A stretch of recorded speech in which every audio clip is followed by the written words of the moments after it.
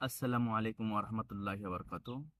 প্রিয় ভিউয়ার্স ভাইয়েরা, আশা করি আপনারা আল্লাহ তাবারক তাআলা ভালো রেখেছেন, আলহামদুলিল্লাহ।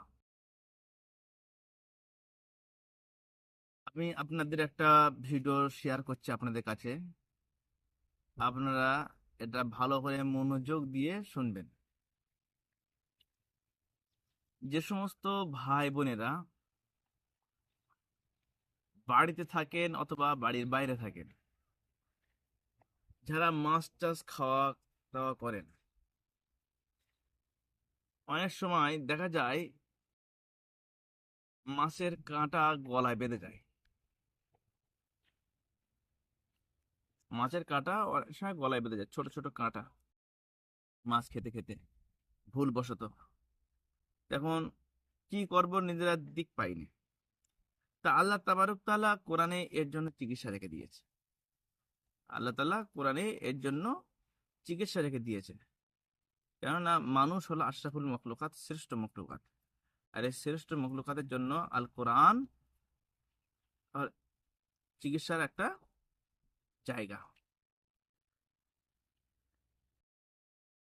আর এই কোরআন দিয়ে চিকিৎসা করলে ইনশাল্লাহ সুস্থ হয়ে যাবে। তো এই চিকিৎসার ক্ষেত্রে আমরা অনেকে বিশ্বাসী না, আবার অনেকে বিশ্বাসী। যারা এই চিকিৎসা বিশ্বাস করেন তাদের জন্য আমার এই ভিডিওটা। আপনারা এই ভিডিওটা পোস্ট করবেন, ফলো করবেন, শেয়ার করবেন এবং কমেন্টে মতামত জানাবেন। এমন কি আল্লাহ তাবারক তাআলা যে এর ভিতরে একটা আমল দিয়ে রেখেছে, যে আমলের বদৌলতে যে গলার কাঁটা নেমে যায়। কোনো মানুষ মাছ খেতে খেতে গলায় কাঁটা বেঁধে গিয়েছে। একটা ছোট্ট বাড়ি বাচ্চা আছে, মাছ খেতে খেতে অজান্তে গলায় কাঁটা বেঁধে গিয়েছে। তা আমি গলার কাঁটাটা কেমন করে নামাবো? গলার কাঁটাটা কেমন করে নামাবো? তা আল্লাহ তাবারক তাআলা এর জন্য চিকিৎসা কোরআনে দিয়েছে, যে তুমি কি করবে, সে গলা কাঁটা কেমন করে নামাবে। তাই এর জন্য প্রথমে আমরা কি করব, একটা পাতি নেবু নেবো, 1 গ্লাস পানি নেবো, ঠিক আছে, একটু লবণ নেবো, এই 3টে জিনিস সংগ্রহ করব।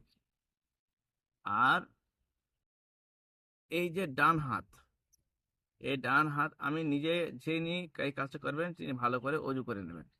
নিয়ে এই ডান হাতটা রুগীর গলার কাছে ধরবেন। ধরে বলবেন 11 বার দরুদ শরীফ পড়বেন, 11 বার ইস্তিগফার পড়বেন।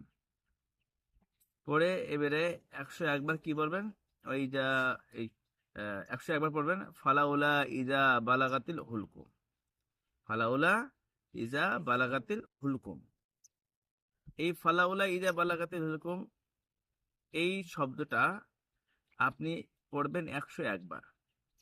101 বার পড়ার পরে আপনি এই গলায় প্রত্যেকবারে এরকম করে আস্তে আস্তে করে আর মনে মনে নিয়ত করবেন, আল্লাহ যেন কাঁটাটা নেমে যায়। গিয়ে এরকম করে বারবার হাত দিয়ে করবেন, আর একবার করে পড়বেন, আর গলায় ফুঁ দেবেন। লেবু পানিতে লবণে ফুঁ দেবেন, দিয়ে লেবুটা খাইয়ে দেবেন। সে যেন চিবিয়ে চুষে চুষে খেয়ে নেয়, পানি খাবে, লবণ খাবে, ইনশাল্লাহ গলা কাটা নেমে যাবে, আল্লাহ যদি চায়।